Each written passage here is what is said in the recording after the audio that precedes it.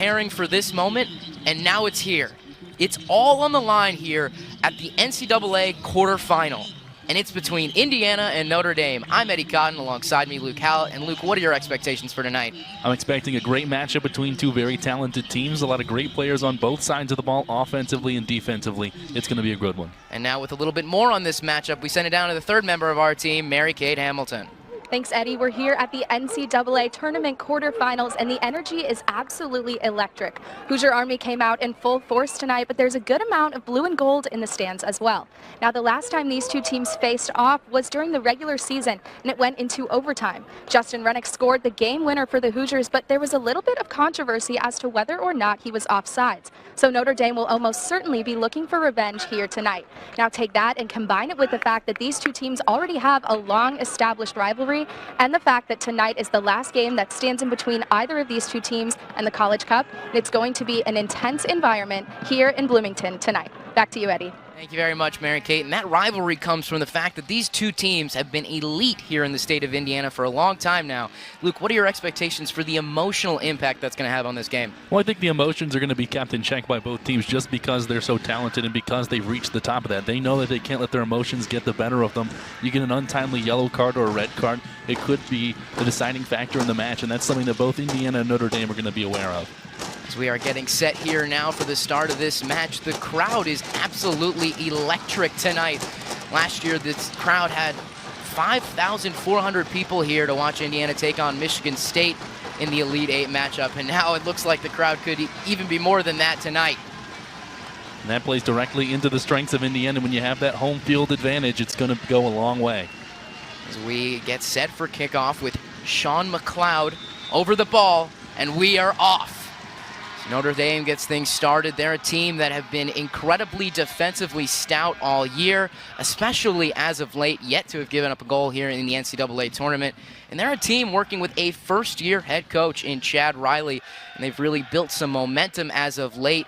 And now is a major opportunity for them as a program to continue building, especially knowing that their last NCAA championship came in 2013. And you look at the other side of the coin.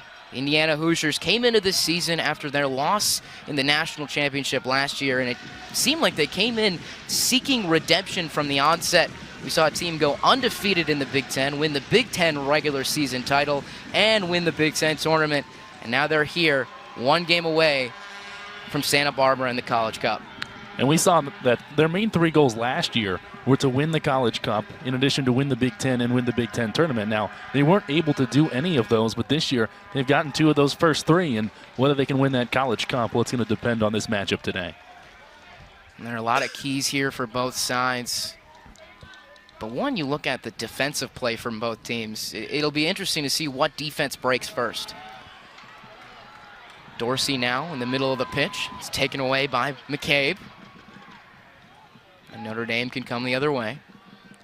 And the defenses are really the strengths for both teams. Notre Dame this year has given up only 19 goals, but Indiana even fewer with 11. It might only take one goal, but we've seen that these two teams can head to overtime or maybe even penalty kicks. And it wouldn't surprise me one bit to see it go scoreless the distance. Now Notre Dame trying to work it here on this near side, but tight defense from Indiana. And something that the Hoosiers have focused in on in this NCAA tournament has been getting out there and scoring early. We saw a rapid attack coming against not only UConn, but as well in their last matchup against Air Force. Trevor Swartz with a beautiful assist to Austin Poncho within the first 15 minutes. How do you think both sides are going to come out and attack these early 10 minutes? Well, I think they're going to be a little more cautious just because they've played each other before. Now, when Indiana had played Air Force, the Falcons weren't quite familiar with Indiana's offense and defense. The philosophies might have been a little different for the Falcons, but for Indiana and Notre Dame, they faced off once before. They're a little more familiar with what the other team is going to do. It wouldn't surprise me to see them be a little more passive, at least throughout the first 10-15 minutes. So now Trevor Swartz on the ball, taken away by McCabe, and Notre Dame could come the other way. Cross field to Diedrich. He's one-on-one with Thomas around the Big Ten logo. Cross into the box, far post, and Reese Buckmaster's there, but we see calls for a handball. Not going to get it as it's cleared out. That was a close call. I mean, that cross into the box was a little more aggressive than I was thinking, but they wanted to make sure they can get those opportunities, and that was close. I might have thought that Mayer had a forearm there on the ball, but ref has the best view and a break for the Hoosiers. Now Diedrich here again. Diedrich, an intelligent player for this Notre Dame side, really good at making decisions coming up the pitch as a fullback. Somewhat mirroring the style of Andrew Gutman, of course not to the level of Andrew, who's a Mac Hermann Trophy semifinalist, but both these sides like to get their fullbacks aggressive. And that can pay dividends on the offensive end, but of course you have to make sure that defensively those backs are able to get back in the event of a counterattack. And Gutman does a great job of doing that, and that's one of the reasons why Indiana has been so successful offensively this year. McLeod now trying to get around Reese Buckmaster, but he cannot. And Reese Buckmaster has been a stud all year defensively. Renix now playing a ball forward. And a takedown right near the edge of the box, but no call as it's cleared out. Griffin Dorsey on his way towards the box, and that'll simply be a throw-in. And for a play like that this early in the match, it's going to set the tone for the level of physicality later on. So if they're not going to call that, then it opens the door for more physical type plays like that. Jack Mayer on the ball now. Truly has been a surprise in that back line. Only a freshman coming in to replace Grant Lillard, but he's been stellar. No, Mayer has been fantastic this year, and it's really tough to try and fill in for Grant Lillard, but Mayer has done, I think, really exceeded the expectations of anyone on the coaching staff and any fan of the IU soccer team this year, and only a sign of good things to come in the future. Thomas now is taken away by Aiden McFadden.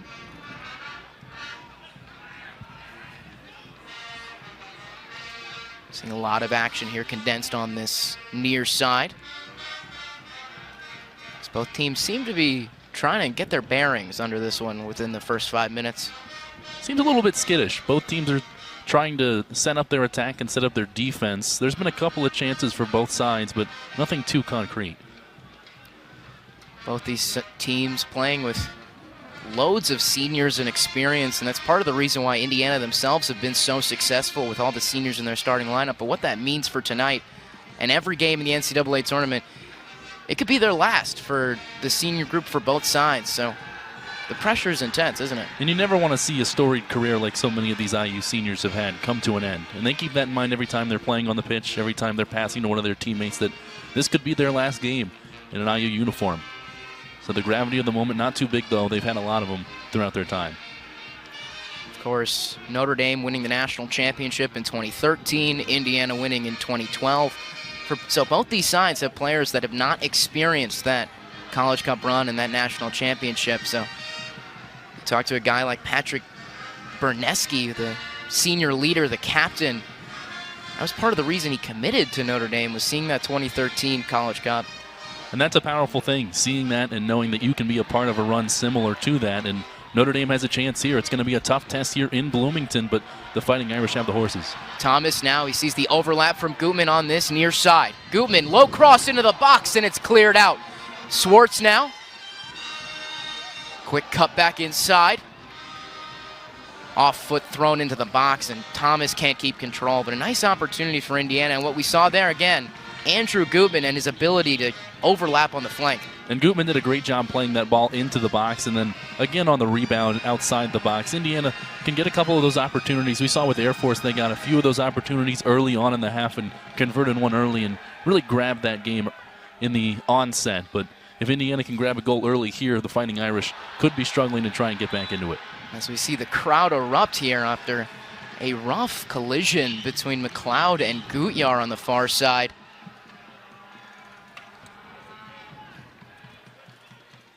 Jeremiah Gutyar, another one of those leaders on this team from Bloomington, Indiana. So this match probably means so much to him and this team. And of course, last year was taken from him due to an ACL injury. He was out for the entirety of the year, didn't experience that College Cup run. As Renix flicks this ball forward for Poncho. One touched up in the air, and then Notre Dame looking for the clearance. Berneski doing a good job getting that out, but pesky press coming from Renix. And that's a good decision there, just boot that one out of bounds. I like the bit of a flick by the Indiana offense inside the box, but a one-touch volley might have been a more effective opportunity if you wanted to put it on frame, but you get another pass, it's going to be a higher percentage. So it's really a hit or miss opportunity. So see here, Asheris trying to get beyond Andrew Gutman, and now Gutman to the ground as the ref raises his flag.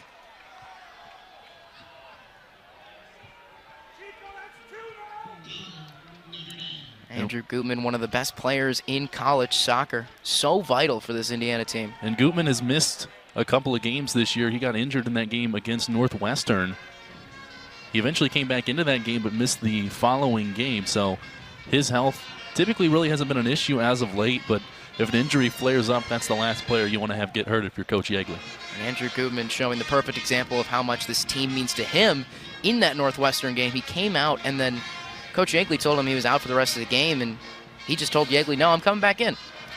So he came back for that Northwestern game and played a pivotal role in their comeback against Northwestern. As you see, a beautiful move by Renix now.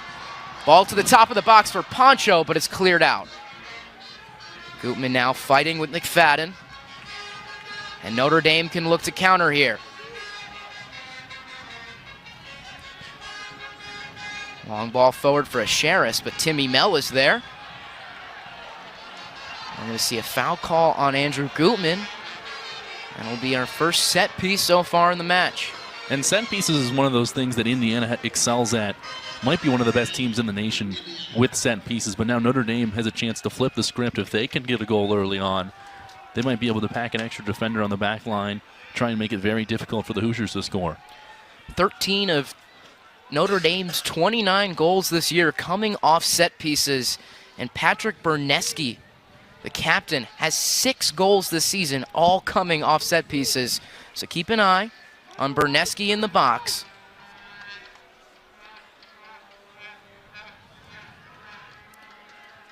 Duma and McLeod on it. McLeod approaches, sending it to the far post. Header is up and just over the net. That wasn't necessarily a bad ball, but Trey Muse was almost caught in a little bit of a hesitancy moment. For a second there, he looked like he was going to go out and grab that ball, but ultimately decided at the last second that he's going to leave it to his defender, his fellow teammate, and he's lucky that header wasn't put on frame. It could have been you go up or outside corner. That would have been the ideal place where Muse wasn't. Long ball forward looking for Renix. Trying to get beyond Diedrich and can't. You mentioned Trey Muse. He himself also a Mack Hermann Trophy semifinalist, and he has been stellar for this program. I mean, what more can you say about Trey Muse? He's the best goalie in the Big Ten, was unanimously selected Big Ten Goalie of the Year. Was a member of the first team All-Big Ten as well. He continues to impress in his second season, building off what was already a strong freshman campaign last year. And on the other side of the coin, Duncan Turnbull has been absolutely remarkable for Notre Dame as well.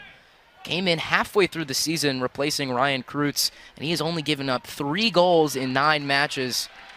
He's been so crucial. Renix now starting the counter. Pushes it out wide to Buckmaster at the Big Ten logo. Buckmaster looks up, tries to cut inside. Can't. Swartz now, cross into the box for Thomas, who feeds it forward. Looking for his teammate. Beautiful effort from Gutyar. And the opportunities continue to come for Indiana. That's the second really dangerous opportunity they have. And Turnbull was in good position on that particular play, but if you put that one on the ground, might be able to feed it back to a teammate, but that's a very difficult pass to make. I like the decision, and Indiana really has dominated the offensive side today. Asheris now tries to head it down to one of his teammates, but it's cleared out.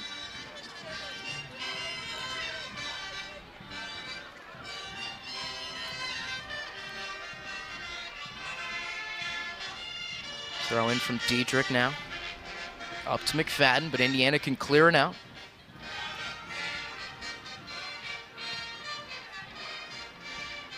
McFadden once again. Up to Asheris, but Jack Mayer is there. McFadden now blowing by one defender, and Timmy Mell knocks it clear. Up to Renix. Notre Dame continuing to keep the pressure.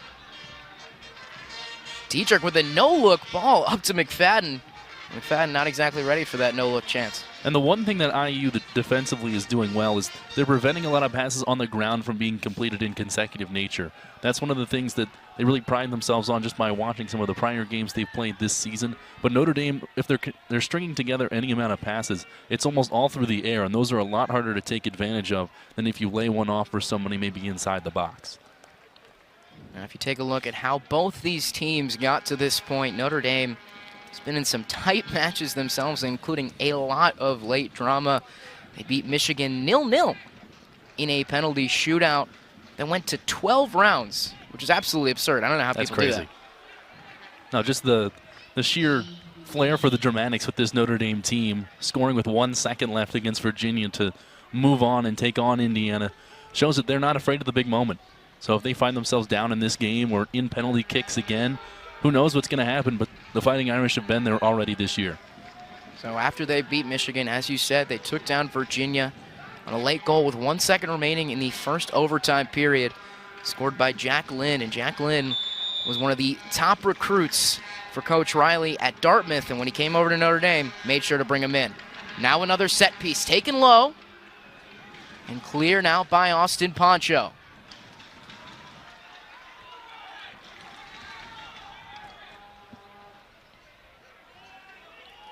Now on the other side of the coin, Indiana has seemingly dominated their first 2 NCAA tournament opponents. It didn't seem like Connecticut or Air Force really posing much of a threat. The Falcons had some moments there, especially in the beginning parts, but IU started to pull away. This long throw-in comes to the box and headed out by Gutman. And with Connecticut as well, they had taken on Huskies already earlier this year, so they knew what to look for and how to scout them exactly, and it became very apparent in their blowout win. Dietrich with the long throw-in, looking near post, and that headed to the far post, but Trey Muse is there. And that's a great job by Muse. He stayed on his line the whole time, trusted his defenders, and as soon as he saw that ball headed towards the goal, got off his line and made sure to grab it. Gutman looking up now, long ball forward, looking for Corey Thomas and Renix, but a great stop by Dietrich. That was a great stop. If he misses that ball or that ball gets through, he's got 2 IU players streaking down the flank on that side and could smell trouble. Gutman and Renix trying a little 1-2, but Notre Dame's defense is stout. When you talk about that stout defense, it all starts with the pair of Philly center backs in Berneski and Farley, as that ball a little long for Poncho.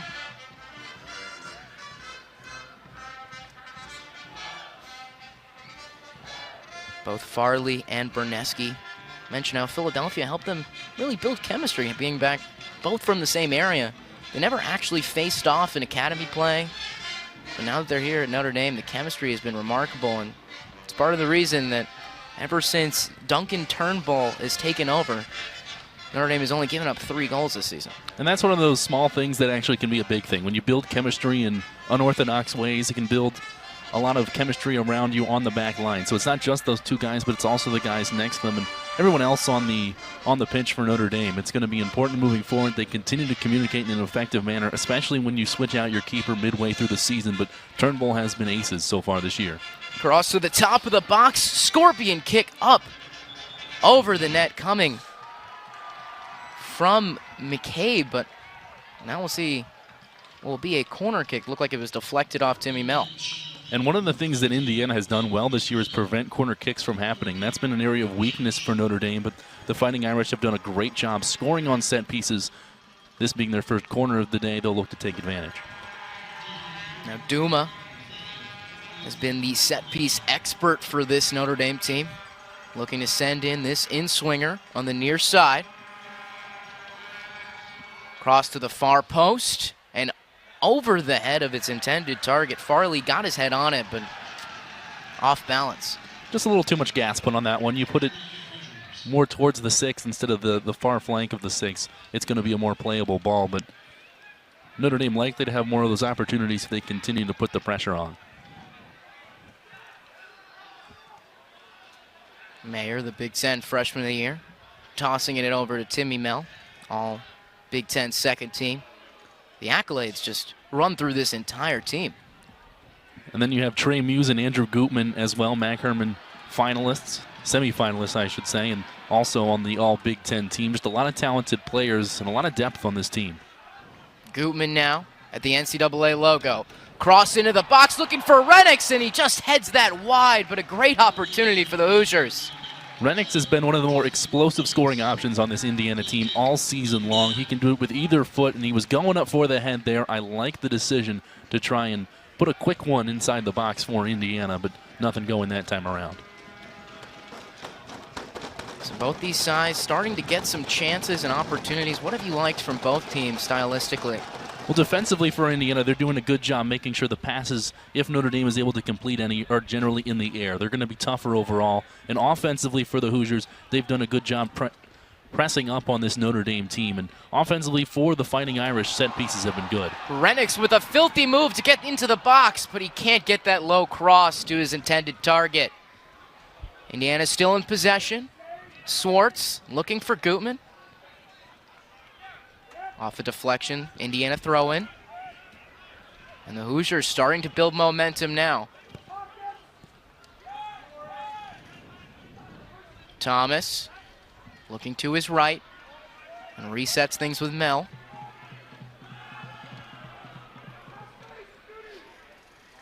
Mayer coming up with the ball, and he's been so intelligent with those decisions. Now Gutman out wide, looks up, cuts inside.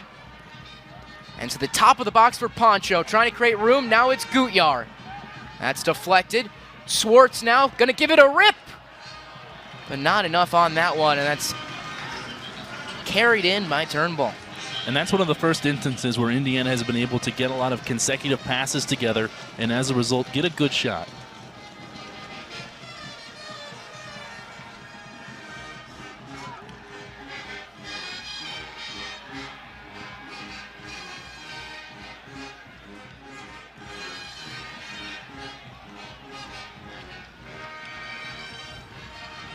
Reese Buckmaster with a throw in now.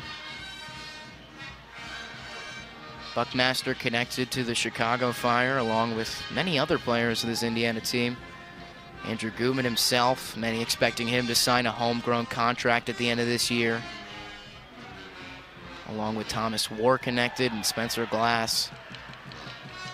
This Hoosier team filled with future pro talent. And you can't forget Grant Lillard, playing with the Chicago Fire right now.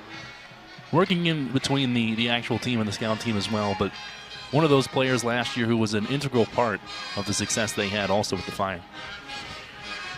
So now Towns takes it up the left side, looking up for a Sherris. Sherris trying to keep control, but Buckmaster there once again. And Todd Yeagley has said it all year. Reese Buckmaster might be the best right back in the nation. Buckmaster is superb. He plays great defense. He's always covering for his opponents, and it's one of the reasons why Andrew Gutman is able to make so many offensive runs. He has a lot of faith in Buckmaster. Gutyar trying to make the takeaway and does. Timmy Mel just playing it long.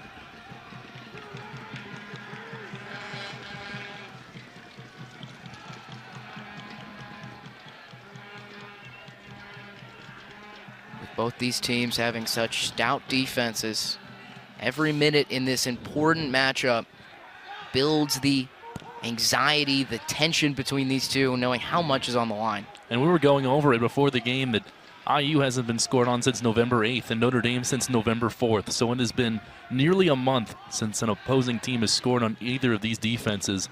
We'll see if one's able to crack that spell today. As Jack Mayer clears that out.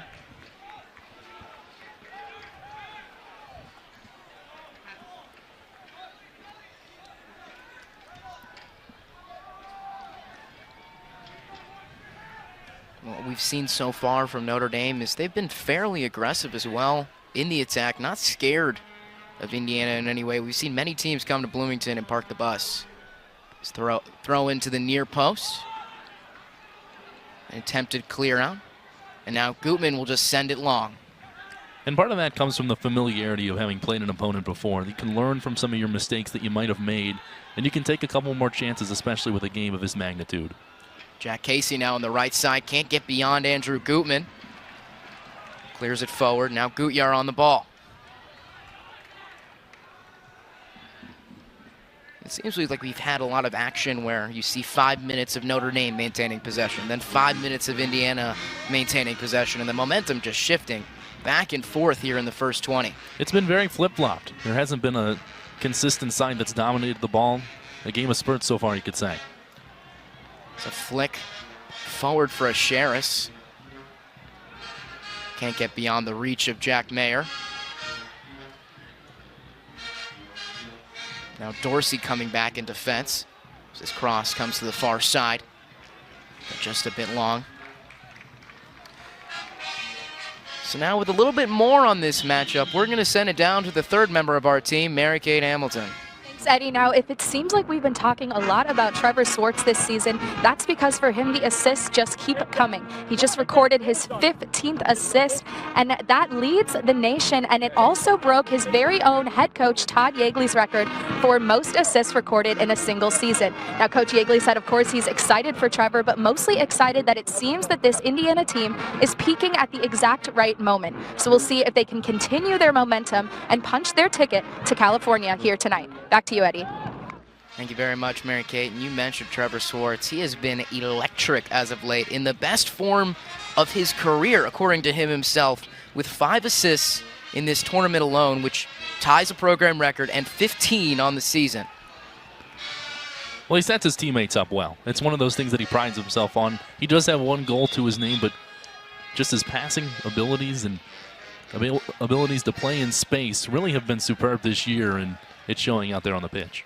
And he talked after his last match about the fact that he became a good facilitator just growing up, knowing that he wasn't the most athletic, he wasn't the fastest, but he just needed to be able to read passing lanes and be intelligent out there, and that's what made him such a good facilitator for this team. Well, it's important to know your role, and he knows he's not going to be the leading goal scorer on this Indiana team, and probably not the second leading goal scorer, but what he can do is he can be the best passer, and that's certainly what he has prided himself on and continues to improve upon on a day-in and day-out basis.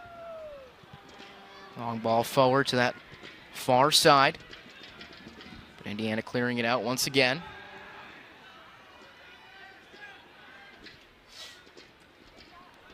Backheel flick coming from McCabe. And McCabe has been so vital for this Notre Dame team. Of course, he had a beautiful assist to Jack Lynn to end that UVA game. And he has been crucial all season long. That's the reason he was third team all ACC this year.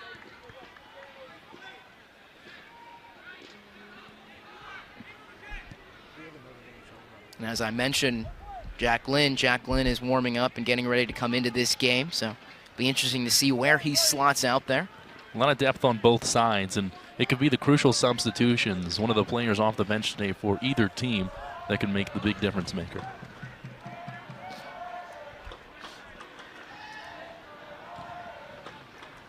Berneski knocking it forward for a Sherris. Through ball, trying to find McLeod. McLeod making room, low cross into the box. It's cleared away by Buckmaster, but that's not the end of the attack. McLeod again, cross to the top of the box, but it's deflected by Gutman. But the Hoosiers can't gain possession and take it the other way. Notre Dame still has it. Duma now on the overlap, looking up, cross into the middle of the box, saved by Muse, but another shot, rebound, and another save! Muse showing you why he's one of the best in the nation. And that's unbelievable. Trey Muse makes that original save, and it's essentially just a parry. That one might have gone off the post. Regardless of what it was, Trey Muse was in the right place at the right time, and he got up like a shot as soon as that second shot was coming. And that is exactly why he's one of the best. Now McLeod taking it short. Sends this cross to the front post, and that just falls easily to Trey Muse. Doesn't have to make the same effort. But boy, oh boy. Not only does that build momentum for Notre Dame for getting a great chance, but what about the momentum for Indiana to look at your keeper and say, wow, he's got our back. That's huge. I mean, it's a very rare instance where the Indiana backline is going to allow an opportunity or a shot like that, but there is no better peace of mind than knowing that Trey Muse is going to have your back regardless of what happens. So now Dorsey the other way to Poncho.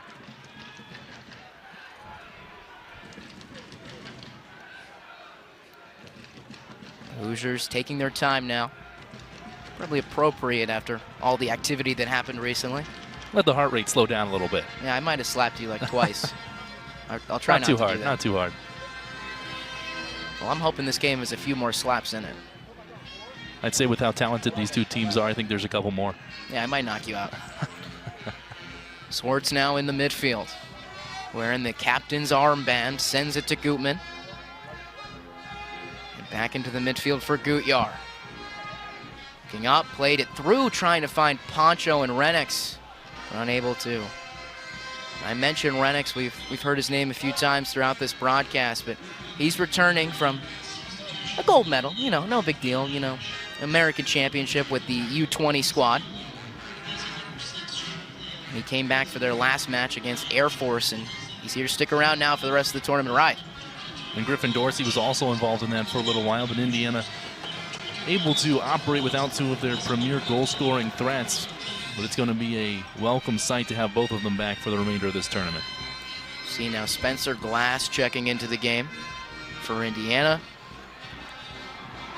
And Notre Dame making that expected substitution with Jack Lynn. Dorsey fighting for the ball, trying to keep possession. Renix now has it on the turnover.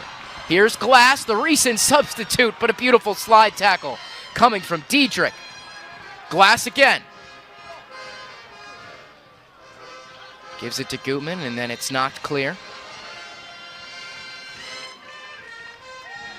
Swartz to Glass. Through the legs of his defender in front of him, and Gutman with a nice cross, but it's headed out. Now Notre Dame can reset things. Dietrich and Buckmaster have been superb today. Dietrich made a great slide tackle, as you noted, Eddie. And without that play, Indiana scores. There's no doubt in my mind about it.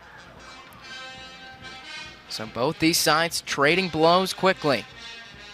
Renix leaving it for Glass. Glass looking up, trying to get around Diedrich. That has been a tall task so far.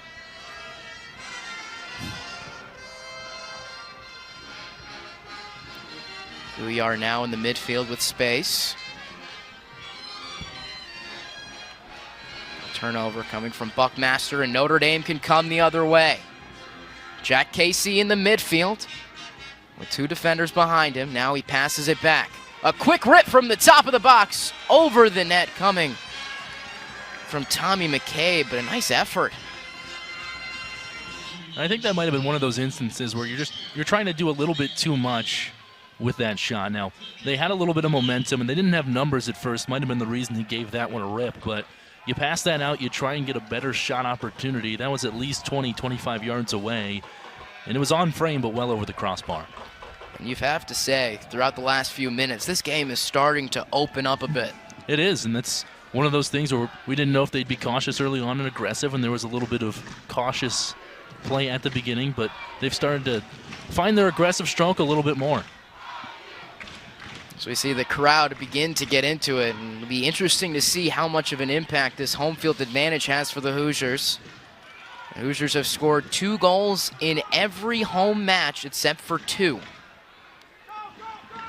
And the last time they lost at home a couple years ago to Virginia Tech in the NCAA tournament, you have to feel that the crowd here is one of the things that's going to let Indiana have part of an intangible advantage. There we saw Asheris high-pressing Muse, forcing him to clear it out, giving Notre Dame a chance at possession of the ball here.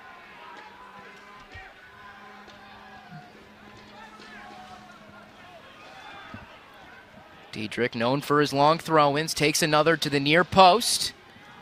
Off the head of Spencer Glass, and that'll look to set up a corner, but we see grasping at his own head is Andrew Gutman. Some physicality in the box.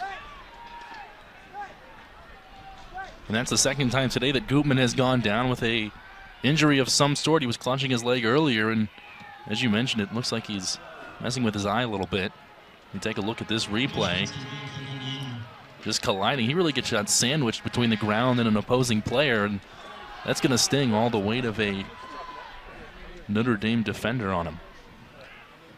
And Andrew Gutman, I remember talking to him last year when Indiana played Notre Dame in the regular season. The Hoosiers beat Notre Dame at home 1-0. And he talked about how important it was for him to get revenge. After the year prior, Notre Dame beat Indiana 4-0 at Notre Dame. And there is some bad blood from both sides. Gutman with a low cross in the box, but he can't find anyone, and it's cleared out. Farley doing a great job staying in position.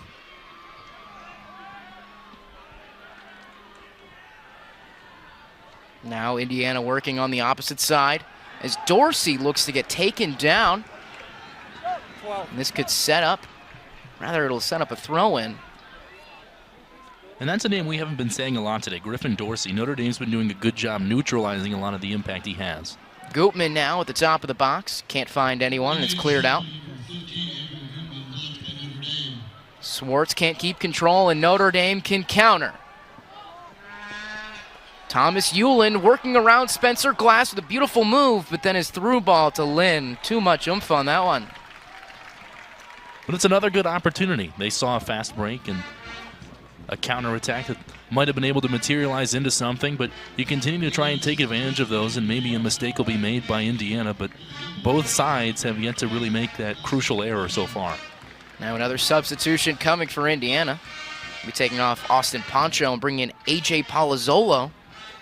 He is a former center back turned striker for Indiana. He's known for his clutch headers when the team needs him. He's got all that size up top.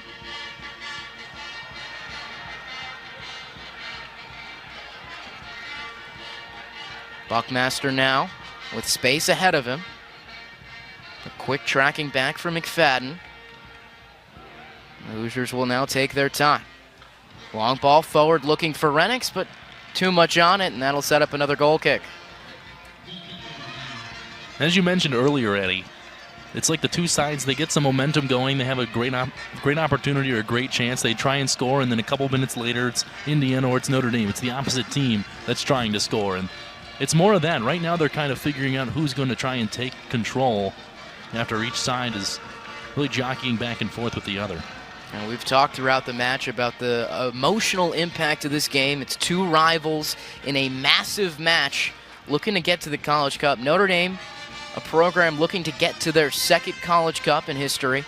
The only other time they've been there, they won the national championship in 2013. Indiana looking to make their 20th College Cup in program history as they continue their quest for a 9th national championship.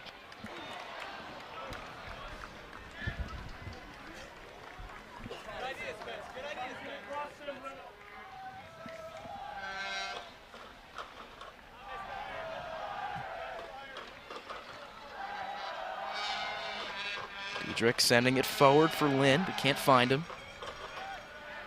If you talk to Coach Riley before this matchup, he just mentions how Lynn is just such a perfect fit in their system. Glass now out wide, cutting inside, trying to give it back to Renix, but again, great defense by Blake Towns now this time on this near side. And limping is Diedrich. That would be a huge loss for Notre Dame if he does miss any time. We've raved about his play today. He looks like he's going to be okay, and there might not have been too much there. Could have been some high cleats coming from Justin Renix, but we've seen a lot of physicality early on in this match. And the tone was set on that very beginning part of this game when there was a takedown by Notre Dame and no foul called. Ball just went into bounds for a throw-in for Indiana. They're letting everybody play today. Swartz playing much deeper in the midfield than he's played recently. Slotting there next to Jeremiah Gutyar. Jack Mayer in control. We mentioned Big Ten Freshman of the Year. Part of that St. Louis recruiting pipeline for the Indiana Hoosiers.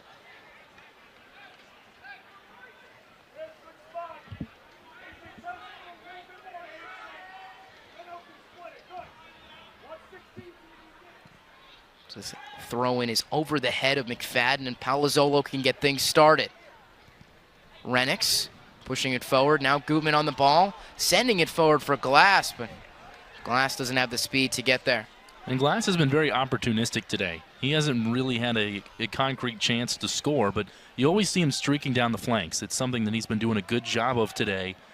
And if Notre Dame doesn't start to limit those opportunities, it wouldn't surprise me to see Glass play a pivotal role offensively in the closing minutes of this half. And a mistake from Timmy Mell, but not too costly with Trey Muse staying attentive. But now another turnover here, and Notre Dame has numbers. McFadden looking up, trying to get beyond Mel. Now dropping it off for Lynn, cross into the box, and an incredible play by Gutjahr.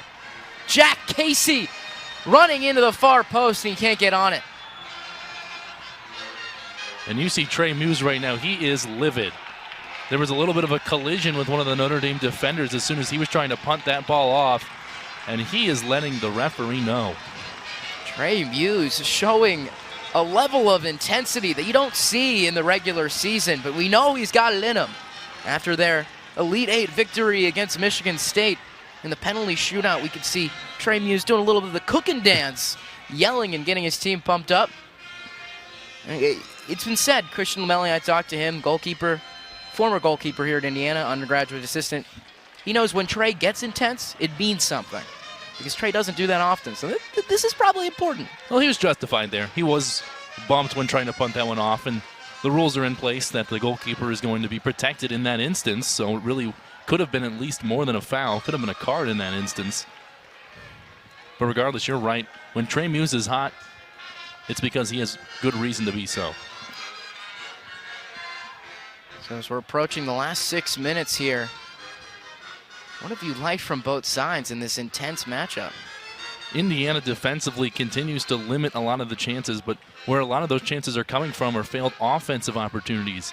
So Indiana needs to shore that up, but Notre Dame's been taking advantage of some of those chances by playing good defense, preventing a lot of quality opportunities. There's been a few for the Hoosiers so far, but none that really stand out in my mind. And you have to take into account Duncan Turnbull. He has been playing a great game today. We've talked a lot about Trey Muse, but Turnbull has been playing great as well.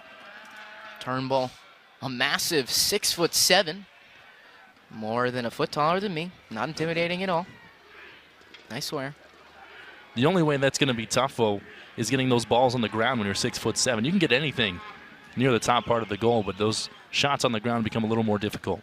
That has to impact you strategically if you're Indiana. We've seen Andrew Goodman with more than a few low crosses trying to keep it on the ground. And I'm sure that's by design. You know, Turnbull is one of those guys with just such a hulking frame, so big, strong, and powerful that it could be just a split second that makes the difference between a save with a ball on the ground or one in the back of the net. McCabe now in the midfield. And what has really been an even match between these two. 3 shots for both sides. Notre Dame with just 1 more on target.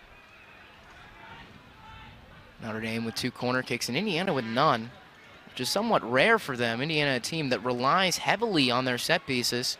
And you talk to Coach Riley, the most important thing for him was set piece defense coming into the match. And Indiana had 160 corner kicks entering this match. It was something that they do a great job of putting out there on a regular and game basis. Dumas cross to the near post looking for Lynn, but it's cleared out.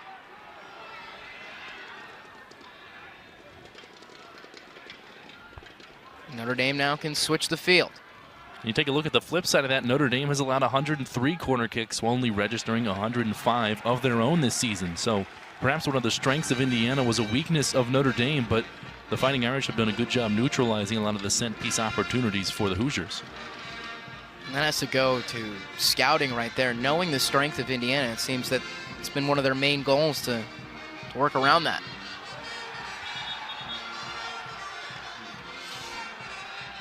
We see a foul in the midfield. So get another quick set piece taken by McCabe. Casey. Back to the back line, and Berneski.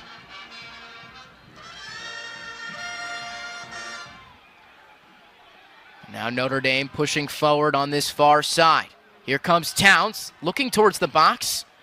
Cross, just out of play, a little bit off. Now, if this were the second half, it would carry a lot more weight putting one of those balls well over the crossbar, but you have to make sure you put that one in the field of play.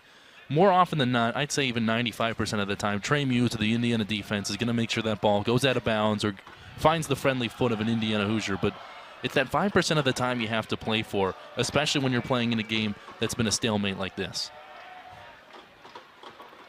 Palazzolo to that header. Off the head now of Swartz. Ball is yet to touch the ground until now. Oh, that's exciting. And now Gutman with it. I'm always a big fan of ping pong in soccer, when the ball just never hits the ground. A lot of collisions will come as a result of that. Glass with a quick cross, but couldn't keep the ball in play. That'll set up a goal kick. But there's Glass again. You see him moving down that flank. One of those balls is going to find its way into a dangerous opportunity for Notre Dame, and it wouldn't surprise me to see Glass be the one who does it. Glass and Swartz both playing a very similar role on this team with their ability to facilitate, both lefties. But Spencer Glass has earned the title, according to Yeagley and a bunch of his teammates, of best left foot in the nation. That's high praise. That is very high praise. I mean, in the nation speaks not only about a very stacked Big Ten conference and with all the teams still remaining in the tournament, but also on his own team where there's several other talented players, talented left foot. Glass using that left foot for a beautiful first touch. And the Hoosiers can reset now with 1:45 to go. Swartz on the right side. The overlap for Buckmaster. Looking up, cross to the near post, trying to find Dorsey, but can't. Swartz again. Chipped forward. Off a defender, now to Glass, who sends that rifle over the net. Well, Glass got his opportunity, but he wasn't able to take advantage. The volley goes well over the crossbar. And you take a look at that replay, just got a little too far under the ball, just a little bit. And as a result, that one not on frame. So as we approach halftime here in this quarterfinal, how do you think both these sides approach the second half? I think that Indiana, offensively speaking, needs to put a couple more passes together in that attacking third. Now, they've been doing a good job of possessing the ball as a whole, but putting a couple more in the attacking third is going to be what gets them the goal. And for Notre Dame, they need to continue to have the defense make good offensive chances. Whenever they get the counterattack today, it's been working well, intercepting passes, getting turnovers, fouls, whatever it might be. Gutman with the foul, and Notre Dame taking it quickly. Lynn holding up play, now back to McCabe. Towns crossing field for Duma. Duma has an electric cross himself as he sends this into the box, headed away by Mel, and cleared out by Palazzolo.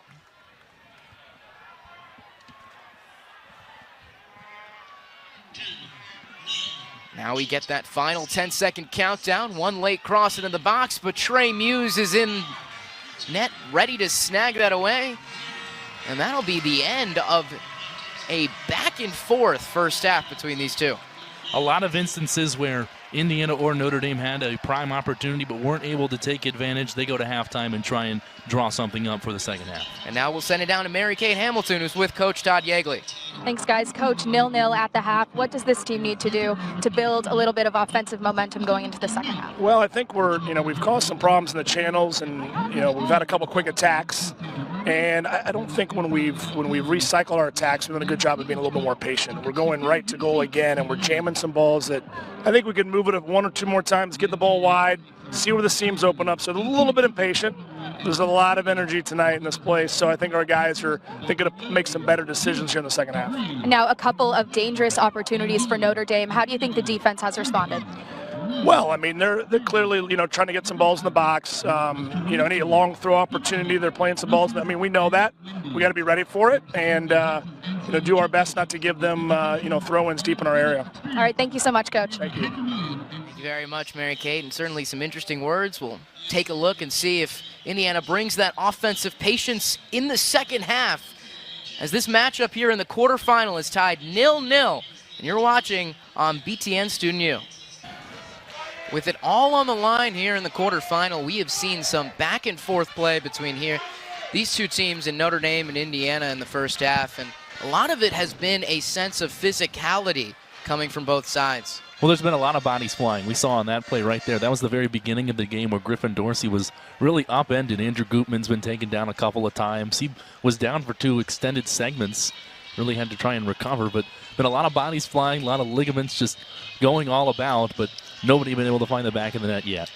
And it seems like one of the things that Notre Dame has been successful in doing is we see a bunch of their chances and opportunities as taking Indiana out of their comfort zone. Talked to a few of the players here at halftime, and they mentioned how Indiana isn't connecting the amount of passes they usually do. They're sending in too many long balls. It'll be interesting to see how that changes. But both sides have shown signs of life in this first half. There's been some aggressive chances. Indiana and Notre Dame both have had strong opportunities to try and put one in the back of the net, but neither has been able to do so. But if Indiana continues to play like they're playing in the first half, they're going to be giving up a few too many opportunities. But if you're the Notre Dame Fighting Irish, you have to make sure that you don't play too lackadaisical at times and let Indiana get one. Of course, the big highlight of that first half was that Trey Muse save that ended that little highlight clip we had to start off the second. But now Indiana going to look to their leaders, and Notre Dame the same. But Notre Dame probably a little more optimistic about the way they played in the first. Especially in the latter part of that first half, Notre Dame started to get a lot more momentum. They really started to string together more and more passes, and they started to play like they were the team that feels like they could win this game and move on to the College Cup. Now, Indiana knows that they've beaten Notre Dame once this year and really has the confidence in their team to try and do that and get back to the College Cup. But the way that Notre Dame closed out that first half leaves a little bit of worry for Hoosier fans. As the crowd is up and on their feet, and we prepare for this electric second half to come. As Renix and Corey Thomas are on the ball. We are off here in the second half, and now a storyline to watch for here will be whether or not Frankie Moore returns into this game. As Renix has the ball now, he takes a long shot. He drills that off the sideboard. But as I was saying, Frankie Moore started this game. He's taken off halfway through, and he's not back out there to start the second half. He first team All Big Ten, so pivotal for this team. Plays that 6 role in the center defensive mid, and he's important to controlling the pace. It'll be interesting to see if he comes into this match. He hurt his hamstring last match. But that could change things for the Hoosiers. It's one of those things where if you put him back into this ballgame, you want to make sure he's at 100%. Now, him at 80 or 90% still might be better than some options, although this is a very deep and talented Indiana team. But you also want to make sure that he's going to be able to play up to the highest level and not cost the team anything. What Frankie Moore has been able to do for this team, not only as a vocal leader, one of the captains on the team, but his ability to play defensively in that center defensive mid role, does a great job covering for these fullbacks, Reese Buckmaster and Andrew Gutman, who come up all the time. And that's a luxury. That's not something that every team is going to have. Very few teams actually have it. And it's one of the things that Indiana is operating without right now. But Notre Dame, we talked about how they come into this second half, I would assume, optimistic. They're a program that has really been excited, has a new level of excitement under a new coach in Coach Riley. Well, they should be excited. You know, he brings a lot to the table, and on top of that, this is a very difficult place to come into and try and win a match. A rough turnover there by Mayer as Notre Dame is playing that high press. A drive in the box now and a quick takedown, and we'll look to the referee to see if there's any call. And there will not be. That was a tough play there. And we've talked about the physical play being one of the hallmarks of the first half, and that's just another instance. Thomas Hewlin doing a great job cutting into the box off that turnover. Jack Mayer appears to have just barely gotten his foot on the ball. But that'll certainly be a decision we will look at later and wonder how much it mattered. And we saw in the first matchup between these two teams, Justin Renix's game-winning goal. Was he offsides? Was he not? A lot of controversy regarding that decision as well, and this might be another chapter to the history between these two teams in 2018. Spencer Glass now trying to force the turnover. He does. Gutman on the overlap, a rip from the top of the box, off the head of Thomas, but saved by Turnbull. And that's a shot where I don't know if that one might go in if it's not off of the top of Thomas. We take a look at the replay. If that doesn't hit his shoulder blade, it might have a trajectory further towards the far post and might be a little tougher for Turnbull to really make a play on. Now something that was heard on the sidelines at halftime, Andrew Gutman was yelling to his coaches that it looks like we're playing scared. And he didn't know why the team was playing scared, mentioning how they're in front of their home crowd. This is where they should be feeling comfortable. And it makes you wonder what halftime talk Todd Yeagley gave and what halftime talk Andrew Gutman did and gave to this Hoosier team, because he's one of the leaders as well. Because he looked confident on that last possession, and he should be ready to go. And I think what speaks volumes is Indiana came out and Justin Rennicks immediately ripped a shot right at the Notre Dame defense. It wasn't really very close, but at the same time, it's the idea and the principle of doing so. So McCabe now in the midfield again. Up to McLeod, back to McCabe, trying to create room, but Gutjahr is there. Rennicks now taken down from behind by Farley. And Notre Dame can keep possession. And another impact that Frankie Moore has not being on the field is we're seeing Trevor Swartz play much farther back as a center midfielder rather than out wide. And tactically, that's going to make a difference. I mean, Indiana offensively gets so much, obviously with the assists coming from Swartz, but putting him in a different position changes the X's and O's of this Hoosier offense and defense. Mel with the turnover now as the Hoosiers look to counter. Rennicks lays it off for Swartz. Push forward for Glass, and now Thomas on the ball. He's got room, a through ball forward for Glass, but once again, can't get by Diedrich. Diedrich has been an animal back there today. Seemingly every time he is tested, he has answered the call. He has been the stalwart back there for the Fighting Irish. Gutman now with a little bit of a meg on the far side, but he couldn't keep control. I don't even know why I said a little bit of a meg. That was a sincere meg. That was the whole thing. Now a counterattack coming from Towns. He's got room trying to find Lynn, and Mel is there. You know, you like the idea there, but you don't like the execution. It could have been a neater or more clean ball and a better line.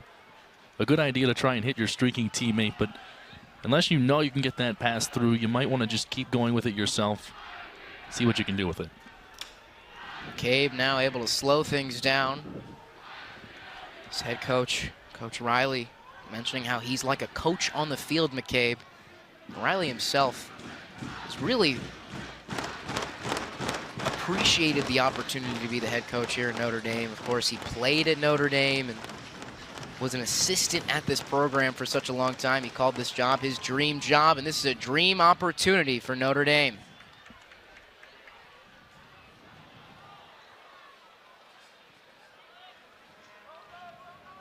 Duma now over to McLeod. One-on-one with Buckmaster, a little bit of a spin move over the ball. But now Poncho can contain it. McCabe sending it to the far post. Gutman and Mayer are there, and now Muse just grabs that.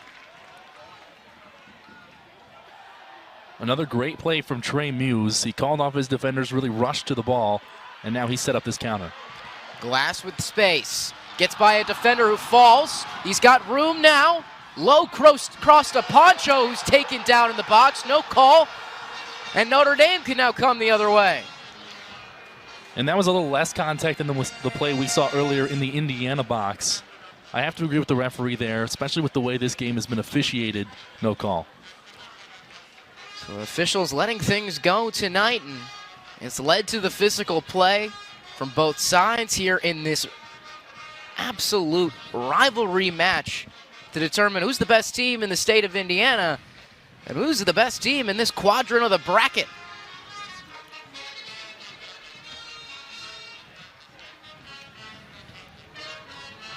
If you look at the entirety of the NCAA tournament, you've seen plenty of upsets, including the #1 seed Wake Forest losing to Akron,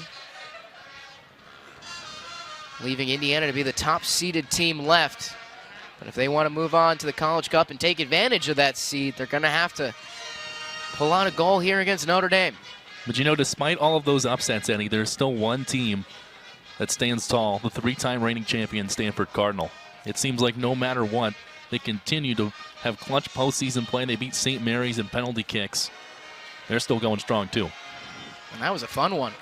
Stanford outshot 21-8 against St. Mary's, but were able to play some tight defense, send it to PKs, and Stanford, you just know they're going to play well in the NCAA tournament. That's just how it is. I mean, you don't win 3 straight titles without having clutch play in big situations. Clutch play in a big situation here, but that rip just to the side of the net coming from Euland. But Notre Dame building momentum here in the second half. And that's the most accurate strike we have seen so far from something outside the box. It was about 20 yards away, and Trey Muse on that particular play was thinking he was going to go towards the far post instead, more towards that near side.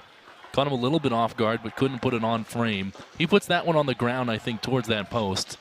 He's going to put it in the back. And this might be some of the most intriguing action Trey Muse has faced all season.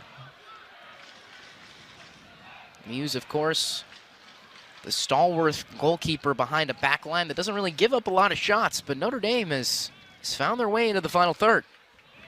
And they've done a good job slicing past that back line. It's been vaunted for Indiana all season long, but a couple of holes that typically don't spring up today.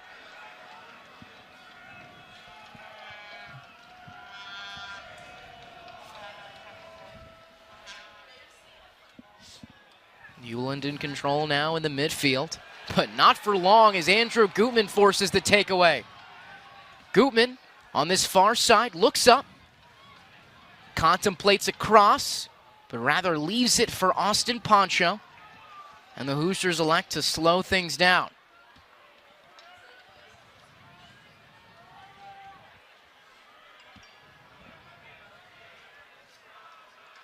Swartz to Gutman once again. Now electing to make that cross, but it's cleared out by Towns. We talked about it in the first half. It seemed like just when one team was starting to get a lot of momentum, the other team would come back and grab it. Notre Dame had some good chances, and this could be the opportunity for Indiana to grab back some of that momentum. Swartz at the NCAA logo. Poncho plays it forward now for Glass. Low cross in the box, trying to find Thomas.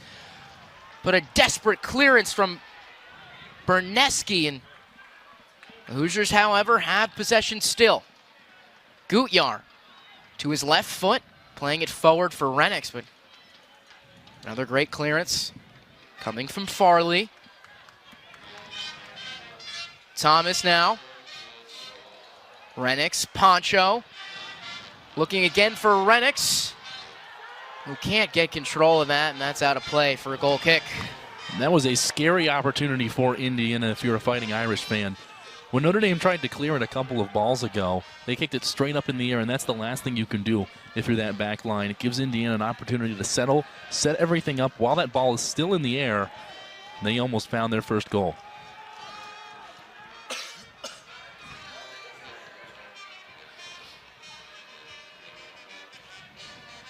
Thomas now in the midfield, and when you look at the way Indiana has made adjustments here in this second half, they're starting to play more of their style as Gutman has it. Overlap from Glass. Glass with a rip off the side netting.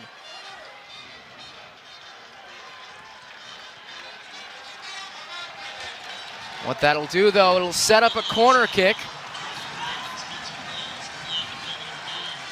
You see that was saved by Turnbell, and now Indiana looking to work to their strong suit. First corner kick of the day for Indiana. Notre Dame's done a good job limiting set pieces, but this could be the moment. Poncho will have the in-swinger.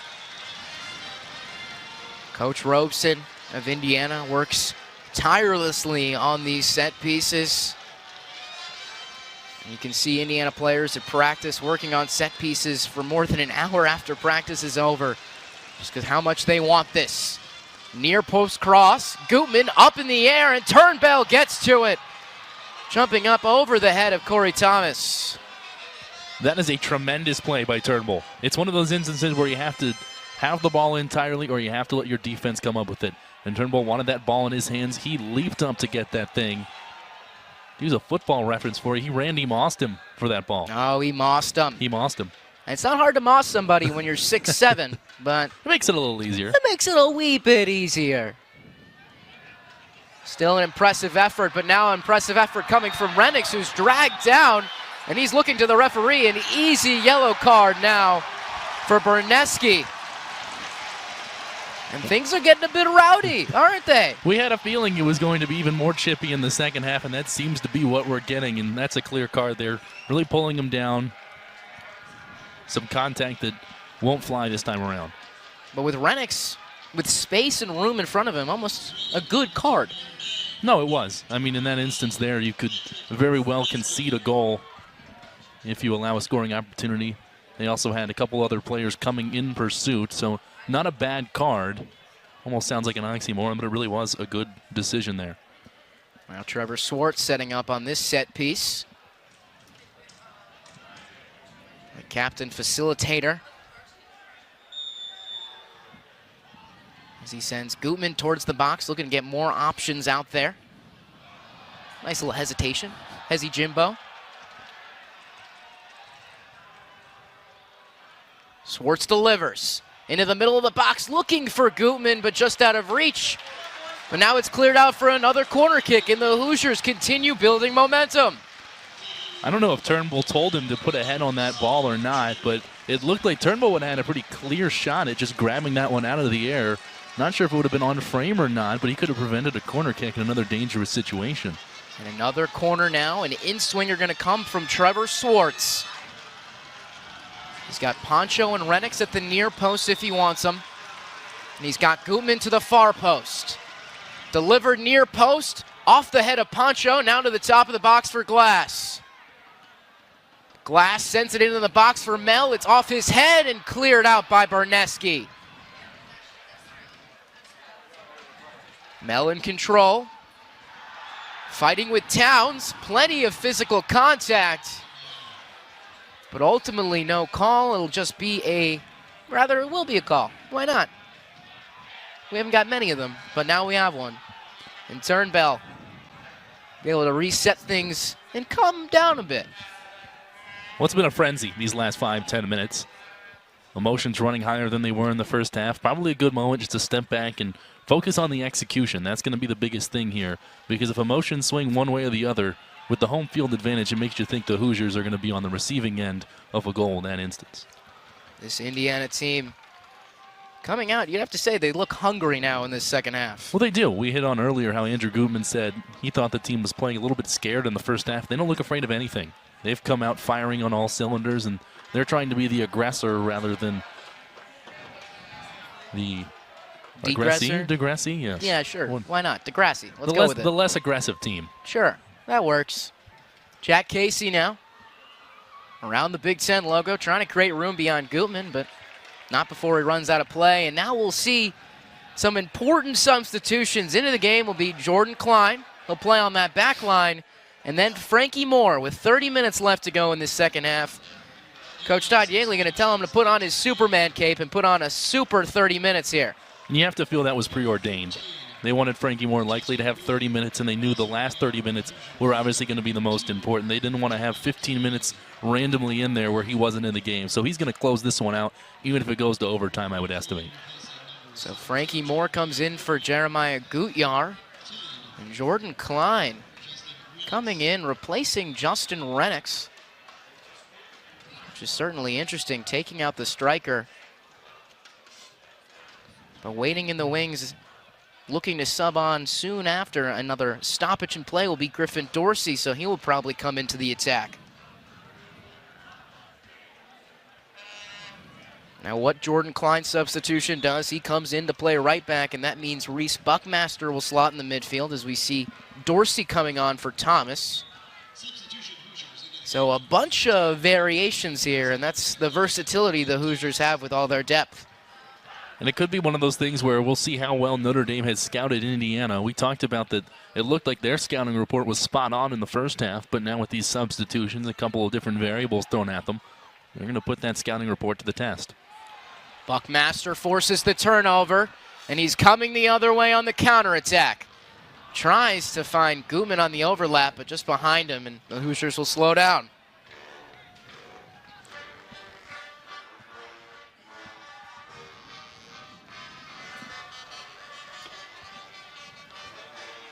Duma now. And if you're Notre Dame, with Indiana starting to build momentum, create chances in the second half, what do you do to kind of hold back that attack? Well, I think it becomes even more important to limit counter opportunities. They've done a good job neutralizing a lot of the set-piece chances for Indiana today, but the defense has been strong, really stellar today for the Fighting Irish. But if they ever get in a situation where they don't have as many defenders back or aren't able to get as many players as they might want back, I think with just how aggressive Indiana has been, Notre Dame has to be very cognizant of that. Trevor Swartz in the game up top now after Rennick substituting out. It looks like Indiana will be playing with a false 9. Certainly taking the opportunity to put Trevor Swartz in more of an attacking position with his facilitating ability. And now another turnover. Glass with room in front of him, but he elects to slow it down and give it wide to Swartz.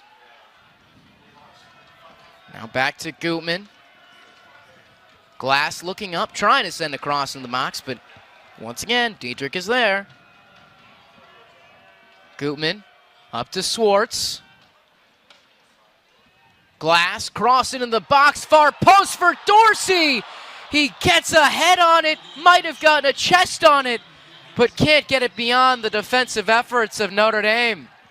And we saw that earlier when Notre Dame had a chance to score on Indiana. It was Gutjahr who essentially just pinned the ball between the ground and his cleat in a similar instance, but that time Dorsey with the best real scoring opportunity, real tangible chance for this Hoosiers team. You get the feeling it's only going to take one to win this game today. You never know. Oh, you never know. Strong defensive efforts, though. Incredible efforts. Swartz looking up, switching field. A dummy coming from Glass, and Gutman has it. He creates space on the wing, and Pancho puts it in the back of the net.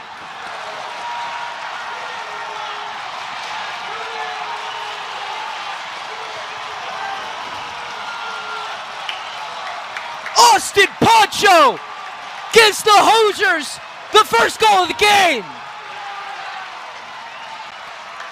It was all set up by that dummy play, like you said, Eddie. As soon as Gutman had a beat on the defender, he was able to play that perfectly. And Pancho was very, very close to that line as soon as he put that one in, and all he needed to do was just tap it and had a lot of elevation on it, but when you're that close, doesn't matter. Austin Pancho in incredible form here in the postseason. He scored in his last match, and now he puts up his 5th goal of the season, the St. Louis native. And Andrew Gutman, you mentioned, with a beautiful ball coming from that beautiful run down the flank. He has been so incredible offensively for the Hoosiers all year, which is crazy to say about a defender. I feel like every time we talk about Andrew Gutman as an offensive player, he continues to do something remarkable offensively. I mean, you don't think that very many center backs have the offensive prowess of Gutman, but every time he continues to impress the opposing teams and really the Hoosier faithful. Andrew Gutman took home Big Ten Defender of the Year and then was Big Ten Defensive Player of the Tournament in the Big Ten Tournament. And afterwards he said, "Why do I keep winning defensive awards?" He's got 11 goals on the season. Now add another assist to his total, so that'll put him as 9. 31 points. That's a lot of points. Oh, that's a lot of points from a defender. But now a corner coming for another defender, a rather offensive defender in Duma, looking to make work on this far side. Notre Dame trying to retaliate here. In-swinger. Coming to the far post, punched out by Muse. Pancho can look to counter now. Sends it forward for Jordan Klein, but way out of reach. Will be a Notre Dame throw-in. The next 3 to 4 minutes are going to be crucial for the Indiana defensive line. This Notre Dame team is going to be hungry to try and answer quickly. They might try and do something a little bit bold or more aggressive, which could ultimately backfire, but they're going to be looking to get that goal now. That way it's not quite as tense in the last couple minutes.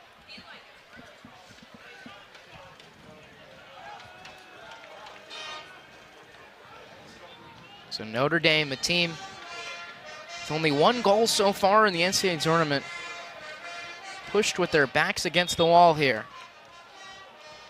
And with that in mind, we'll see a bunch of substitutions from both sides. Gutjahr coming in for Swartz, and Notre Dame bringing in Aiden McFadden alongside Ian Asheris, taking off Jack Lynn,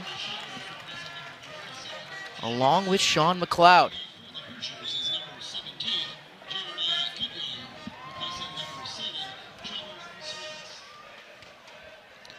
McCabe now a move in the midfield. Got another clearance out by Mel. If you are Notre Dame, you've got plenty of talent to try and find a goal. You got Asheris, Euland, McFadden all up top. Played pivotal roles all season. Gutjahr trying to find Dorsey on a through ball. Can't, but now he finds him here.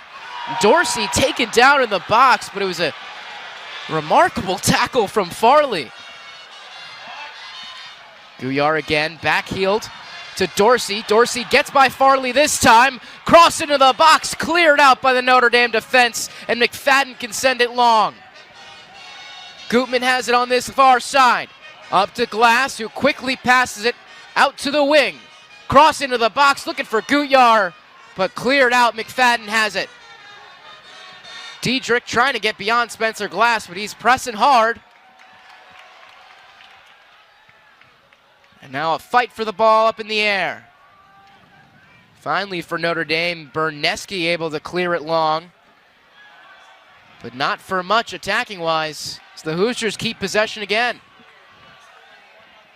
Buckmaster to Glass and right back to Buckmaster. The 1-2 working on the far side. Buckmaster looking to cut in. Cross far post, but just way too much on it. And that'll be out of play for a throw-in. The throw-in, though, the crucial part. Notre Dame still has to get this ball out of their own goal. IU has been doing a good job keeping the ball in the attacking third. And the Fighting Irish have been struggling, trying to get that equalizer, but it's looked to backfire a little bit.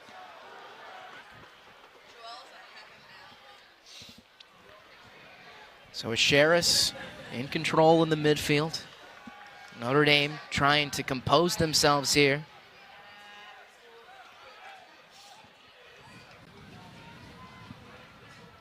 And if you're Chad Riley, head coach of Notre Dame, what are you saying to your squad right now as they're trying to get a goal on the board? You have 21 minutes left, and you don't have to get it right now. You can get it 17 minutes from now. You can get it 21 minutes and 35 seconds from now when there's 1 second on the clock like they did against Virginia. They just have to get one no matter how they do it. We don't have to rush to do it right now. We still have to play good, solid defense, but we have to get one. We have to be alert for that one, but we don't have to panic. It's interesting that you say that, because talking to Coach Riley before the match, he said the mentality he told his team to embrace before it even started was remember that it's just 2 45-minute halves and go out there and do whatever it takes. Well, that's great coaching advice. You have to make sure that you treat this game just like you would any other game. It's obviously with a College Cup berth on the line, but if you treat it as if it's the national championship game where everything's on the line, well, you might play a little bit different, or you might play like Andrew Gutman said, a little bit scared. So by playing your normal, typical, everyday game, you're going to find yourself playing better than you would if you're a little bit stressed out. Now off that turnover, Glass has it. Quick little spin move, but not much more.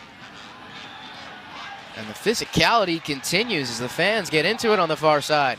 And it's been interesting. In the second half, it's almost like Notre Dame is the more aggressive team, but they've been aggressive to a fault. They continue to push the boundaries, and a couple of fouls and a yellow card in this half for the Fighting Irish.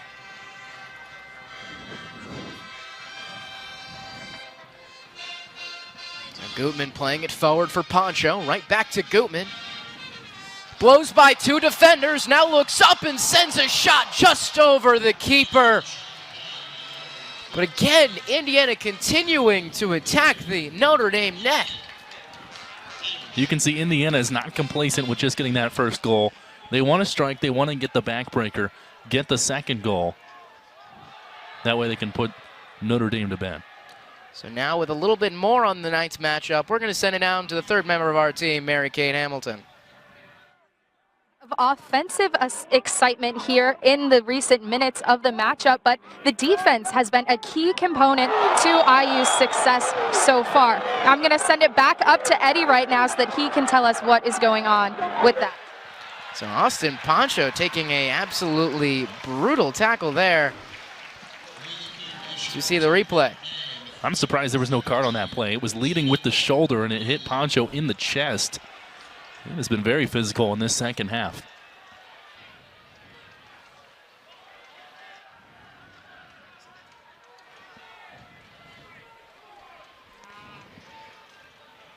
Timmy Mel now will set up on the set piece as Todd Yeagley adamantly aggressive. I would assume he'd want a card there. But you know, that has to do with the early precedent set. It does. I mean, early in that game, we saw Dorsey get taken down on the right side trying to score. And that set the tone. It said, we're going to let people play today. We're going to be there if things get overly physical. But otherwise, we're going to let the bodies fly. Dorsey now cuts by one defender. Back heel back to Dorsey, and a quick shot right at the keeper. Turnbull is there. I like the decision, though, to get a quick rip on that particular play by Dorsey. If he takes one more touch, more than likely he's going to get the ball swallowed up by the defender right next to him. But if he just flicks it somewhere, even if the keeper has the play on it, there's a chance he can get it past him in some way or another. It's worth it just to try. Yulin pushing it forward now to Duma, but he can't get there.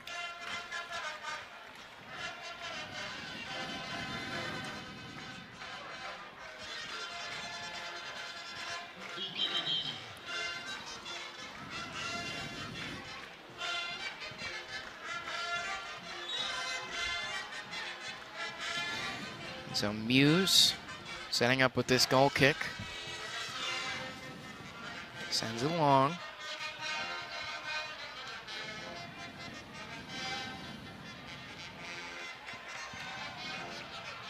And now Dorsey coming in the attack, and he's taken down and aggressively looking at the referee. He looks like he might be a bit hurt. There becomes a certain point where it becomes overly physical or too physical. And I think that's another instance here. He undercuts him a little bit. I wouldn't say there was as much contact as there was when Poncho was just taken down, but it's still a dangerous play because Dorsey's planning on putting his leverage in a certain way based on how the defender is coming at him. And when the defender completely goes a different direction, Dorsey's left very vulnerable. So Dorsey forced to limp off from that one. And Frankie Moore, the captain of Indiana, almost asking for a card there. A conversation with the ref, but what this does now is it sets up Spencer Glass with an opportunity to feed a ball into the box.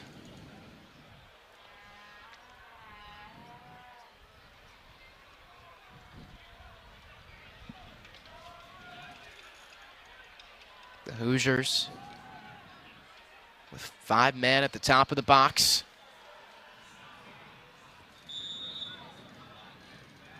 Glass delivers to the top of the box. It's cleared out.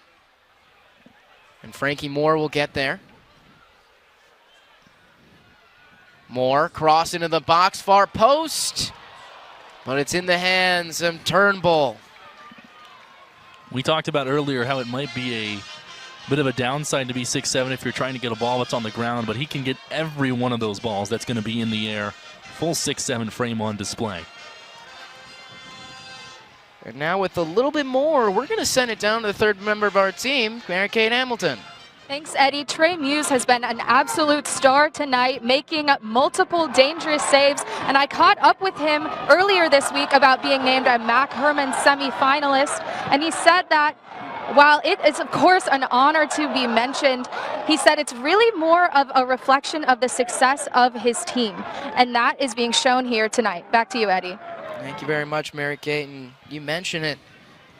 Trey's got an incredible back line in front of him, and that's where he gives the credit. But he himself has been stellar in net. Well, that's what you want to do when you're a goalie. You want to give a lot of credit to your back line. You know, they do a lot too, but anytime one of those balls comes to Muse, he's ready, he's poised.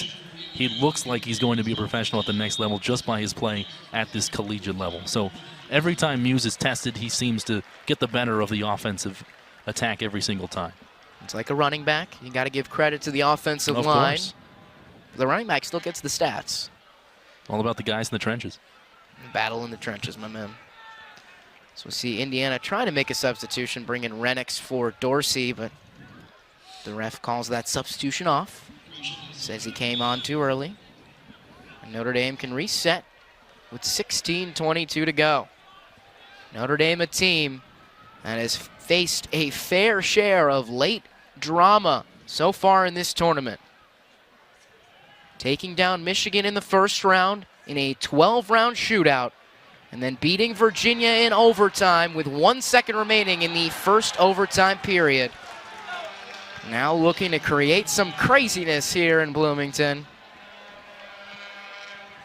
But after Indiana will take this restart. And if there's anything that's a little discouraging for Fighting Irish fans, it's that they know that they need another goal, but Indiana continues to dominate possession. Notre Dame really hasn't had another quality offensive strike since IU scored. And it really plays to the conversation of two different approaches. When you're up 1-0, you could either park the bus or you can go after it. Luke, do you believe it was a good decision for Indiana to seemingly continue to go after it? I like the decision so far. I mean, I'm saying that with a little bit of hindsight just by how Indiana has dominated the ball, especially time of possession since they scored. But you can't be satisfied with just one. We talked a couple of times in the second half about Andrew Gutman saying they played scared in the first half, and you don't want to play scared. You want to go out there and continue to play the style that you're used to. That way everything's the way it normally is.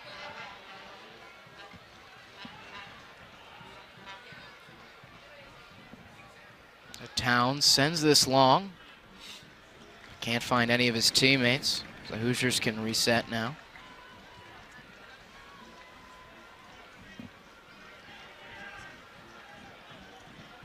Of course, after Frankie Moore substituted back into this game, we saw Austin Poncho score his goal.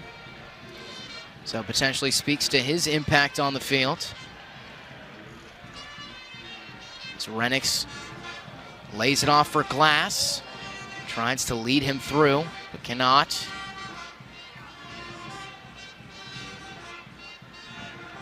Now Lynn the other way. Long ball forward. Looking for McFadden, who gets his head on it, but no one there to help him out. And Notre Dame continues to try and get these long balls. They're putting a lot more balls in the air. Really, the best way to try and crack this IU back line is going to be by putting together a couple of consecutive passes and trying to get the best chance possible. But it's quite difficult with how disciplined that IU back line is. Buckmaster to Mel.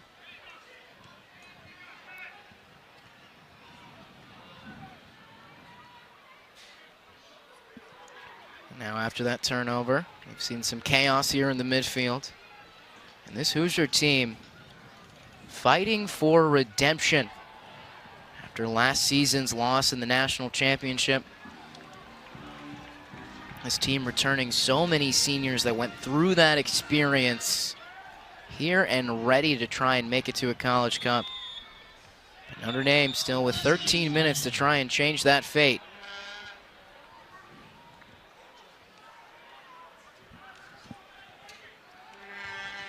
And at a certain point, Notre Dame has to start thinking, all right, we're losing time. We need to start getting that next offensive chance. Maybe make a couple of strategic substitutions, work the offensive lineup a little bit more. If you're going to lose, it might as well be 2-0 while trying to get that equalizer.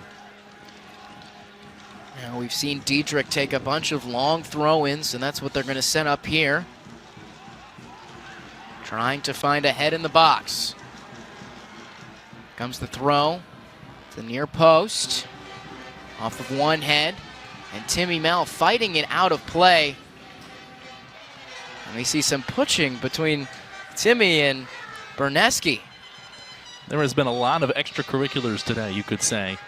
A lot of physical play. We've hit on that several times, but a couple of times after the whistle, where a little shove there, a little push there, a little bit of gamesmanship.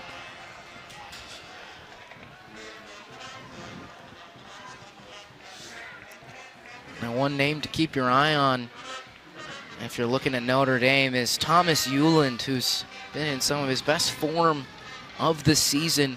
4 of his 6 goals on the year have come in the last 8 matches. So if he substitutes back into this game, he could look to contribute for this team. McFadden out wide, cutting inside, cross deflected by Buckmaster and cleared out. And that had the semblance of a good offensive possession for Notre Dame. They started to get a couple of passes working, started to find their teammates, and you get a little deeper, get fully into that attacking third, but there's some good parts there. Duma forward. Looking at McFadden. 2 of them playing a game on their own now. And this is when you're going to start to see Notre Dame push everybody forward.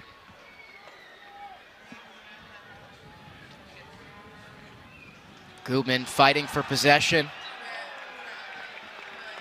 Gets into a bit of a grapple fight with Euland. And he'll get the foul called on Euland. And that is now the third time today that Gutman has been down on the ground. And that's the similar foul to what we saw in Griffin Dorsey on a smaller scale, just kind of moving your body in a way that Gutman wasn't ready for, even though he had position. Long ball forward looking for Renix, but it's out of play. 10 minutes remaining. A match that means everything to everyone on this field. Win and you're on to Santa Barbara. Lose and you go home. And your seniors have played their last game of college soccer. And that realization is going to start setting in, I would imagine, very soon, if it hasn't already, for both Notre Dame and Indiana, ramping up the intensity. Renix trying to find Gutyar, but a bit of a miscommunication. Farley with it. Now it's sent long, looking for a Sharis. But once again, we've heard his name throughout, Timmy Mell. With some fancy footwork as well, and now Gutman coming the other way. He's got glass to his left, but he's got a shot opportunity right in front of him. He just hits it right over the bar. A little too much put on that one by Gutman, but still a good opportunity. He almost had a breakaway. There was a couple of defenders there. Really just one last man to beat. And again, you might put that one on the ground with the keeper being 6'7", make it a difficult play for him.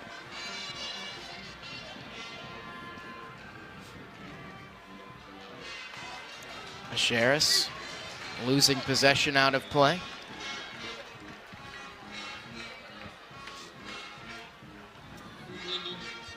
Indiana making another substitution, bringing in Trevor Swartz to replace Jeremiah Gutyar. We've said it throughout the broadcast.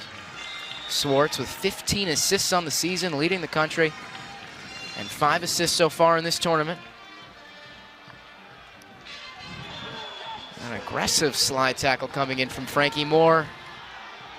And that'll be a yellow card to Frankie Moore, and that'll be his 5th on the season. And that'll mean he will miss the first game of the College Cup if the Hoosiers are on to the next round. And that's huge. With the amount of physicality in this game, I don't know if I would necessarily agree with that call, seeing as there have been several more physical moments from both sides. That's one where you might let it go. And that's a tough loss for Indiana, a player so pivotal. And you have to think his mind is already on that College Cup. But first, he's got to finish these 8 minutes. Duma getting into the box, trying to get beyond Poncho. We'll see a blown whistle. The foul will be on Duma. Best chance in a while for the Fighting Irish. You play that ball in before the foul, you at least have a chance, an opportunity. But as the seconds begin to dwindle, Notre Dame has to take advantage of those. Now, is there any moment here where you're Indiana where you decide it's time to just park it, play defense, and scrape your way out of this one? I don't know if you necessarily entirely abandon the idea of scoring offensively. If an opportunity presents itself, a good one, I think you would definitely have to pursue that, but at the same time, you don't have to be overly aggressive and give Notre Dame a chance to get the equalizer.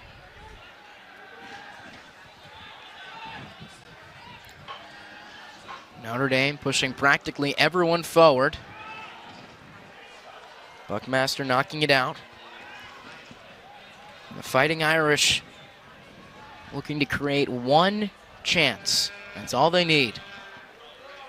And they've had no problem scoring late with the flair for the dramatics. Scoring with just 1 second, as we talked about earlier, against Virginia to get to this game. Austin Poncho with the goal to put Indiana in the lead off a cross from Gutman. With less than 30 minutes remaining in this second half. Now Notre Dame facing the wall. Big turnover there as Renix loses it. Now Lynn has it at the top of the box. Trying to create things, but now they'll reset sides to Diedrich. Diedrich cross to the far post, but it goes beyond the reach of anyone and out of play. Diedrich has been so good today defensively, but really the first offensive crack he has gotten and couldn't play it into the box, you have to make sure that's going to be a playable ball.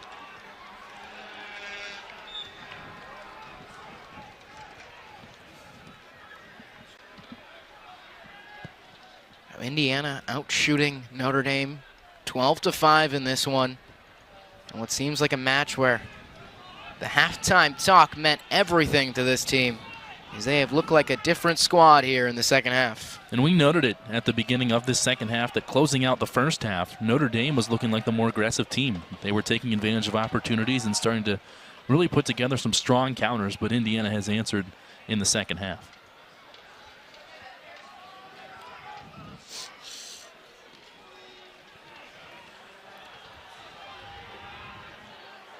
Spencer Glass knocking that out of play. Dietrich with it on the far side. And another turnover in Indiana. Every time they get the ball now, they're just clearing it down. You see all the red shirts that were up here in the booth watching this game from up top on the roof have officially run down to the field.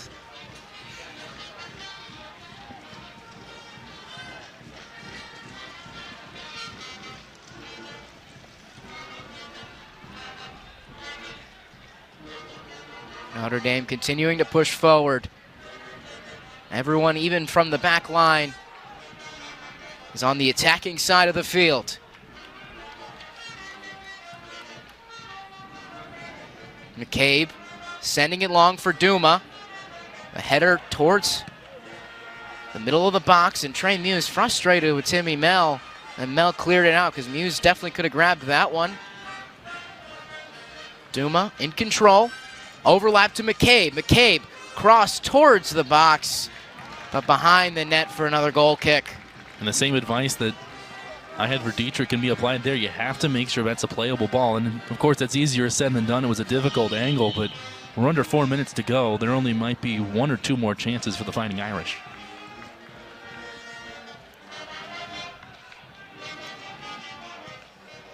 Indiana has put together so many special moments all season, pulling off the double in the Big Ten, going undefeated in the Big Ten regular season. But Notre Dame still putting in a fight here with 3:25 to go. Rennick's header goes to the foot of Towns. And now Jordan Klein has it in space. Trying to get around McCabe. Now pushes it to the far side. And he'll potentially look to run this into the corner.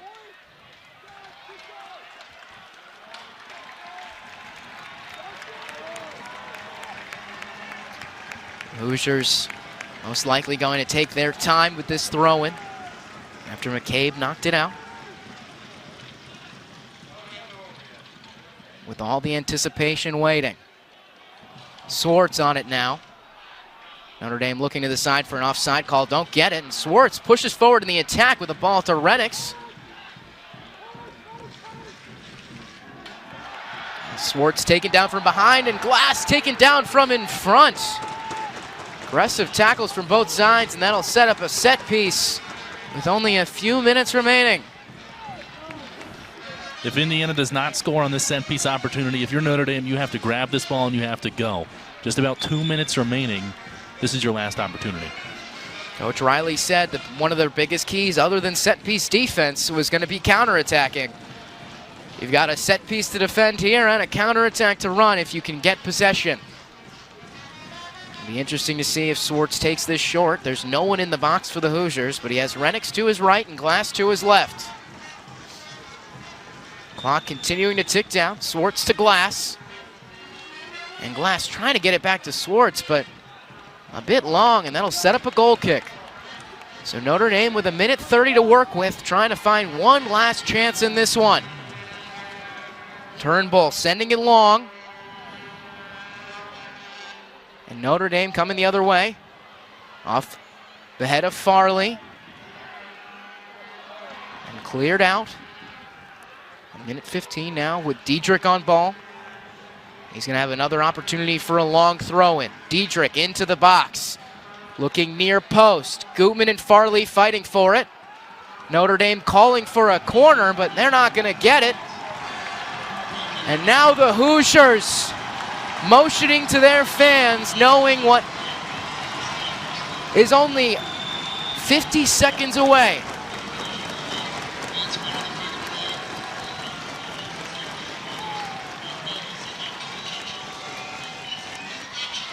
Muse into the midfield.